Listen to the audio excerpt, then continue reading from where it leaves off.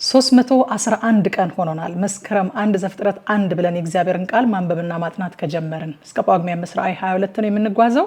ዛሬ የምናነበው ደግሞ የሐዋርያት ሥራ መጽሐፍን ከምዕራፍ 1 እስከ 3 ድረስ ያለውን ይሆናል። አብረን እናንብብ።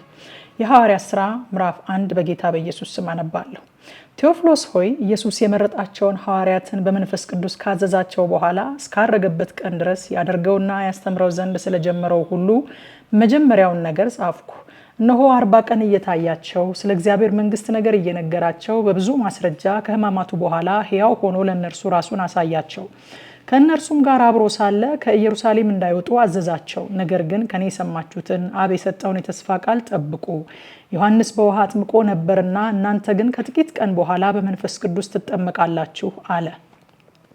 እነርሱም በተሰበሰቡ ጊዜ ጌታ ሆይ በዚህ ወራት ለእስራኤል መንግስትን ትመልሳለህን ብለው ጠየቁት። እርሱም አብ በገዛ ስልጣኑ ያደረገውን ወራትና ዘመናትን ታውቁ ዘንድ ለእናንተ አልተሰጣችሁም። ነገር ግን መንፈስ ቅዱስ በእናንተ ላይ በወረደ ጊዜ ኃይልን ትቀበላላችሁ። በኢየሩሳሌምም በይሁዳም ሁሉ በሰማርያም እስከ ምድር ዳርም ድረስ ምስክሮቼ ትሆናላችሁ አለ። ይህንንም ከተናገረ በኋላ እነርሱ እያዩት ከፍ ከፍ አለ። ደመናም ከዓይናቸው ሰውራ ተቀበለችው። እርሱም ሲሄድ ወደ ሰማይ ትኩር ብለው ሲመለከቱ ሳሉ እነሆ ነጫጭ ልብስ የለበሱ 2 ሰዎች ባጠገባቸው ቆሙ። ደግሞም የገሊላ ሰዎች ሆይ ወደ ሰማይ እየተመለከታችሁ ስለምን ቆሟችኋል? ይህ ከእናንተ ወደ ሰማይ የወጣው ኢየሱስ ወደ ሰማይ ሲሄድ እንዳያችሁት እንዲሁ ይመጣል አሏቸው። በዚያን ጊዜ ደብረ ዘይት ከሚባለው ተራራ ወደ ኢየሩሳሌም ተመለሱ። እርሱም ከኢየሩሳሌም የሰንበት መንገድ ያህል የራቀ ነው። በገቡም ጊዜ ወደሚኖሩበት ሰገነት ወጡ። ጴጥሮስና ዮሐንስም፣ ያዕቆብም፣ እንድርያስም፣ ፊልጶስም፣ ቶማስም፣ በርተሎሜዎስም፣ ማቴዎስም፣ የእልፍዮስ ልጅ ያዕቆብ፣ ቀናተኛ የሚባለው ስምዖንም፣ የያዕቆብ ልጅ ይሁዳም፣ እነዚህ ሁሉ ከሴቶችና ከኢየሱስ እናት ከማርያም ከወንድሞቹም ጋር በአንድ ልብ ሆነው ለጸሎት ይተጉ ነበረ። በዚህም ወራት ጴጥሮስ 120 በሚያህል በሰዎች ማህበር አብረው በነበሩ በወንድሞቹ መካከል ተነስቶ አለ፣ ወንድሞች ሆይ ኢየሱስን ለያዙት መሪ ስለሆናቸው ስለ ይሁዳ መንፈስ ቅዱስ አስቀድሞ በዳዊት አፍ የተናገረው የመጽሐፍ ቃል ይፈጸም ዘንድ ይገባ ነበረ። ከኛ ጋር ተቆጥሮ ነበርና ለዚህም አገልግሎት ታድሎ ነበርና። ይህም ሰው በአመፅ ዋጋ መሬት ገዛ፣ በግንባሩም ተደፍቶ በመካከሉ ተሰነጠቀ፣ አንጀቱም ሁሉ ተዘረገፈ። በኢየሩሳሌምም ለሚኖሩ ሁሉ ታወቀ። ስለዚህም ያ መሬት በቋንቋቸው አኬልዳማ ተብሎ ተጠራ። እርሱም የደም መሬት ማለት ነው። በመዝሙር መጽሐፍ መኖሪያው ምድረ በዳ ትሁን፣ የሚኖርባትም አይኖር፣ ደግሞም ሹመቱን ሌላ ይውሰዳት ተብሎ ተጽፏልና። ስለዚህ ከዮሐንስ ጥምቀት ጀምሮ ከኛ ዘንድ እስካረገበት ቀን ድረስ ጌታ ኢየሱስ በእኛ መካከል በገባበትና በወጣበት ዘመን ሁሉ ከኛ ጋር አብረው ከነበሩ ሰዎች ከነዚህ አንዱ ከኛ ጋር የትንሣኤው ምስክር ይሆን ዘንድ ይገባል። ዮስጦስም የሚሉትን በርሲያን የተባለውን ዮሴፍንና ማቲያስን ሁለቱን አቆሙ። ሲጸልዩም የሁሉን ልብ የምታውቅ አንተ ጌታ ሆይ ይሁዳ ወደ ገዛ ራሱ ስፍራ ይሄድ ዘንድ በተዋት በዚች አገልግሎትና ሐዋርያነት ስፍራን እንዲቀበል የመረጥከውን ከነዚህ ከሁለቱ አንዱን ሹመው አሉ። ዕጣም ተጣጣሉላቸው። ዕጣውም ለማቲያስ ወደቀና ከ11 ሐዋርያት ጋር ተቆጠረ። የሐዋርያት ሥራ ምዕራፍ 2። በዓለ ሃምሳ በተባለውም ቀን በደረሰ ጊዜ ሁሉም በአንድ ልብ ሆነው አብረው ሳሉ ድንገት እንደሚነጥቅ አውሎ ነፋስ ከሰማይ ድምፅ መጣ።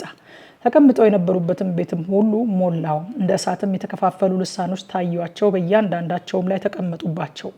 በሁሉም መንፈስ ቅዱስ ሞላባቸው። መንፈስም ይናገሩ ዘንድ እንደሰጣቸው በሌላ ልሳኖች ይናገሩ ጀመር። ከሰማይ በታች ካሉ ሕዝብ ሁሉ በጸሎት የተጉ አይሁድ በኢየሩሳሌም ይኖሩ ነበረ። ይህም ድምፅ በሆነ ጊዜ ሕዝብ ሁሉ ተሰበሰቡ። እያንዳንዱም በገዛ ቋንቋው ሲናገሩ ይሰማ ስለነበረ የሚሉትን አጡ። ተገርመውም ተደንቀውም እንዲህ አሉ፣ እነሆ እነዚህ የሚናገሩትን ሁሉ የገሊላ ሰዎች አይደሉምን? እኛም እያንዳንዳችን የተወለድንበትን የገዛ ቋንቋችንን እንዴት እንሰማለን? የጳርቴና የሜድ የኢላሜጥም ሰዎች በሁለት ወንዝም መካከል በይሁዳም በቀጰዶቅያም በጳንጦስም በእስያም በፍርግያም በጵንፍልያም በግብፅም በቀሬናም በኩል ባሉት በሊቢያ ወረዳዎች የምንኖር በሮሜም የምንቀመጥ አይሁድም ወደ ይሁድነትም የገባን የቀርጤስና የአረብ ሰዎች የእግዚአብሔርን ታላቅ ስራ በልሳኖቻቸው ሲናገሩ እንሰማቸዋለን። ሁሉም ተገረሙና አመንትተው እርስ በርሳቸው እንጃ ይህ ምን ይሆን አሉ። ሌሎች ግን እያፌዙባቸው ጉሽ የወይን ጠጅ ጠግበዋል አሉ። ነገር ግን ጴጥሮስ ከ11 ጋር ቆመ። ድምፁንም ከፍ አድርጎ እንዲህ ሲል ተናገራቸው፣ አይሁድ በኢየሩሳሌምም የምትኖሩ ሁላችሁ ይህ በእናንተ ዘንድ የታወቀ ይሁን። ቃሎቼን አድምጡ። ለእናንተ እንደመሰላችሁ እነዚህ የሰከሩ አይደሉም፣ ከቀኑ 3ኛ ሰዓት ነውና። ነገር ግን በነቢዩ በኢዮኤል የተባለው ነው። እግዚአብሔር ይላል በመጨረሻ ቀን እንዲህ ይሆናል፣ ስጋ በለበሰ ሁሉ ላይ ከመንፈሴ አፈሳለሁ። ወንዶችና ሴቶች ልጆቻችሁም ትንቢት ይናገራሉ፣ ጎበዞቻችሁ ራእይ ያሉ ሽማግሌዎቻችሁም ህልም ያልማሉ። ደግሞም በዚያች ወራት በወንዶችና በሴቶች ባሪያዎቼ ላይ ከመንፈሴ አፈሳለሁ፣ ትንቢትም ይናገራሉ። ድንቆችን በላይ በሰማይ ምልክቶችንም በታች በምድር እሰጣለሁ። ደምም እሳትም የጢስ ጭጋግም ይሆናል። ታላቅ የሆነ የተሰማም የጌታ ቀን ሳይመጣ ፀሐይ ወደ ጨለማ ጨረቃም ወደ ደም ይለወጣሉ። የጌታን ስም የሚጠራም ሁሉ ይድናል። እስራኤል ሰዎች ሆይ ይህን ቃል ስሙ። ራሳችሁ እንደምታውቁት የናዝሬቱ ኢየሱስ እግዚአብሔር በመካከላችሁ በእርሱ በኩል ባደረገው ተአምራትና በድንቆች በምልክቶችም ከእግዚአብሔር ዘንድ ለእናንተ የተገለጠ ሰው ነበረ። እርሱንም በእግዚአብሔር በተወሰነው ሐሳቡና በቀደመው ዕውቀቱ ተሰጥቶ በአመፀኞች እጅ ሰቅላችሁ ገደላችሁት። እግዚአብሔር ግን የሞትን ጣር አጥፍቶ አስነሳው፣ ሞት ይይዘው ዘንድ አልቻለምና። ዳዊት ስለ እርሱ እንዲህ ይላል፣ ጌታን ሁል ጊዜ በፊቴ አየሁት፣ እንዳልታወክ በቀኜ ነውና። ስለዚህ ልቤን ደስ አለው፣ ልሳኔም ሐሴት አደረገ። ደግሞም ሥጋዬ በተስፋ ያድራል፣ ነፍሴን በሲኦል አትተዋትምና። ቅዱስህንም መበስበስን ያይ ዘንድ አትሰጠውም። የሕይወትንም መንገድ አስታወቅከኝ፣ ከፊት ጋር ደስታን ትሞላብኛለህ። ወንድሞች ሆይ ስለ አባቶች አለቃ ስለ ዳዊት እንደሞተም እንደተቀበረም ለእናንተ በግልጥ እናገር ዘንድ ፍቀዱልኝ። መቃብሩም እስከዛሬ በእኛ ዘንድ ነው። ነቢይ ስለሆነ ከወገቡም ፍሬ በዙፋኑ ያስቀምጥ ዘንድ እግዚአብሔር መሐላ እንደማለለት ስላወቀ ስለ ክርስቶስ ትንሣኤ አስቀድሞ አይቶ ነፍሱ በሲኦል እንዳልቀረች ሥጋውን መበስበስን እንዳላየ ተናገረ። ይህም ኢየሱስን እግዚአብሔር አስነሳው። ለዚህም ነገር እኛ ሁላችን ምስክሮች ነን። ስለዚህ በእግዚአብሔር ቀኝ ከፍ ከፍ ብሎና የመንፈስ ቅዱስን የተስፋ ቃል ከአብ ተቀብሎ ይህን እናንተ አሁን የምታዩትንና የምትሰሙትን አፈሰሰው። ዳዊት ወደ ሰማያት አልወጣምና፣ ነገር ግን እርሱ ጌታ ጌታዬን ጠላቶችን የእግር መረገጫ እስካደርግልህ ድረስ በቀኜ ተቀመጥ አለው አለ። እንግዲህ ይህን እናንተ የሰቀላችሁትን ኢየሱስን እግዚአብሔር ጌታም ክርስቶስም እንዳደረገው የእስራኤል ወገን ሁሉ በእርግጥ ይወቅ። ይህን በሰሙ ጊዜ ልባቸው ተነካ። ጴጥሮስና ሌሎችን ሐዋርያት ወንድሞች ሆይ ምን እናደርግ አሏቸው። ጴጥሮስም ንስሐ ግቡ፣ ኃጢአታችሁ የሚሰረይ ዘንድ እያንዳንዳችሁ በኢየሱስ ክርስቶስ ስም ተጠመቁ፣ መንፈስ ቅዱስን ስጦታ ትቀበላላችሁ። የተስፋው ቃል ለእናንተና ለልጆቻችሁ ጌታ አምላካችንም ወደ እርሱ ለሚጠራቸው በሩቅ ላሉ ሁሉ ነውና አላቸው። በብዙ ሌላ ቃልም መሰከረና ከዚህ ጠማማ ትውልድ ዳኑ ብሎ መከራቸው። ቃሉንም የተቀበሉ ተጠመቁ። በዚያን ቀን 3000 የሚያህል ነፍስ ተጨመሩ። በሐዋርያትም ትምህርትና በህብረት እንጀራውንም በመቁረስ በየጸሎቱም ይተጉ ነበረ። ነገር ግን በሰው ሁሉ ፍርሃት ሆነ። በሐዋርያት እጅ ብዙ ድንቅና ምልክት ተደረገ። ያመኑትም ሁሉ አብረው ነበሩ። ያላቸውንም ሁሉ አንድነት አደረጉ። መሬታቸውንና ጥሪታቸውን እየሸጡ ማንኛውም እንደሚፈልግ ለሁሉ ያካፍሉት ነበረ። በየቀኑም በአንድ ልብ ሆነው በመቅደስ እየተጉ በቤታቸው እንጀራ እየቆረሱ በደስታና በጥሩ ልብ ምግባቸውን ይመገቡ ነበረ። እግዚአብሔርንም እያመሰገኑ በሕዝቡ ሁሉ ፊት ሞገስ ነበራቸው። ጌታም የሚድኑትን ዕለት ዕለት በእነርሱ ላይ ይጨምር ነበረ። የሐዋርያት ሥራ ምዕራፍ 3።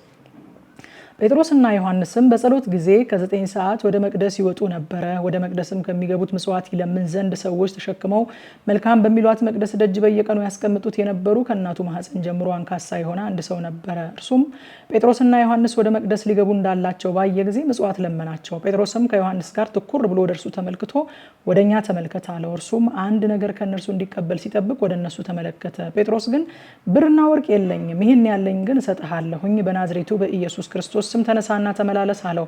በቀኝ እጁም ይዞ አስነሳው። በዚያን ጊዜ እግሩና ቁርጭምጭሚቱ ጸና። ወደ ላይ ዘሎም ቆመ፣ ይመላለስም ጀመረ።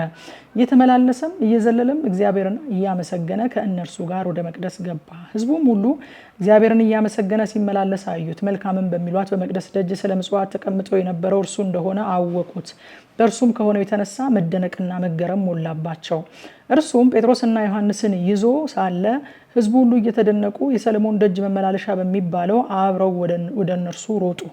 ጴጥሮስም አይቶ ለሕዝቡ እንዲህ ሲል መለሰ፣ የእስራኤል ሰዎች ሆይ በዚህ ስለምን ትደነቃላችሁ? ወይስ በገዛ ኃይላችን ወይስ እግዚአብሔርን በመፍራታችን ይህ ይመላለስ ዘንድ እንዳደረግነው ስለምን ትኩር ብላችሁ ታዩናላችሁ? የአብርሃምና የይስሐቅ ያዕቆብም አምላክ የአባቶቻችን አምላክ እናንተ አሳልፋችሁ የሰጣችሁትንና ሊፈታው ቆርጦ ሳለ በጲላጦስ ፊት የካዳችሁትን ብላቴናውን ኢየሱስን አከበረው። እናንተ ግን ቅዱሱን ጻድቁን ክዳችሁ ነፍሰ ገዳዩን ሰው ይሰጣችሁ ዘንድ ለመናችሁ፣ የሕይወትን ራስ ገደላችሁት። እርሱን ግን እግዚአብሔር ከሙታን አስነሳው። ለዚህም ነገር እኛ ምስክሮች ነን። በስሙም በማመን ይህን የምታዩትንና የምታውቁትን የእርሱ ስም አጸናው። በእርሱም በኩል የሆነው እምነት በሁላችን ፊት ይህን ፍጹም ጤና ሰጠው። አሁንም ወንድሞች ሆይ እናንተ እንዳለቆቻችሁ ደግሞ ባለማወቅ እንዳደረጋችሁ ታውቂያለሁ። እግዚአብሔር ግን ክርስቶስ መከራ እንዲቀበል አስቀድሞ በነቢያት አፍ ሁሉ የተናገረው እንዲሁ ፈጸመው። እንግዲህ በጌታ ፊት የመጽናናት ዘመን እንድትመጣላችሁ አስቀድሞም ለእናንተ የመረጠውን ኢየሱስ ክርስቶስን እንዲልክላችሁ ኃጢአታችሁ ይደመሰስ ዘንድ ንስሐ ግቡ ተመለሱ። እግዚአብሔር ከጥንት ጀምሮ በቅዱሳን ነቢያቱ አፍ የተናገረው ነገር ሁሉ እስከሚታደስበት ዘመን ድረስ ሰማይ ይቀበለው ዘንድ ይገባልና። ሙሴ ለአባቶች ጌታ አምላክ እኔን እንዳስነሳኝ ነቢይን ከወንድሞቻችሁ ያስነሳላችኋል፣ በሚነግራችሁም ሁሉ እርሱን ስሙት። ያንን ነቢይ የማትሰማው ነፍስ ሁሉ ከሕዝብ ተለይታ ትጠፋለች አለ። ሁለተኛም ከሳሙኤል ጀምሮ ከእርሱም በኋላ የተናገሩ ነቢያት ሁሉ ደግሞ ስለዚህ ወራት ተናገሩ። እናንተ የነቢያት ልጆችና እግዚአብሔር ለአብርሃም በዘርህ የምድር ወገኖች ሁሉ ይባረካሉ ብሎ ከአባቶቻችን ጋር ያደረገው የኪዳን ልጆች ናችሁ። ለእናንተ አስቀድሞ እግዚአብሔር ብላቴናውን አስነስቶ እያንዳንዳችሁን ከክፋታችሁ እየመለሰ ይባርካችሁ ዘንድ ሰደደው ይላል። ማታ 3 ሰዓት ሁልጊዜ እንደምናደርገው የተነበበውን ክፍል በጥልቀት በቲክቶክ እና ቴሌግራም ገጻችን በቀጥታ ስርጭት እናጠናለን። ኑ አብረን እናጥና።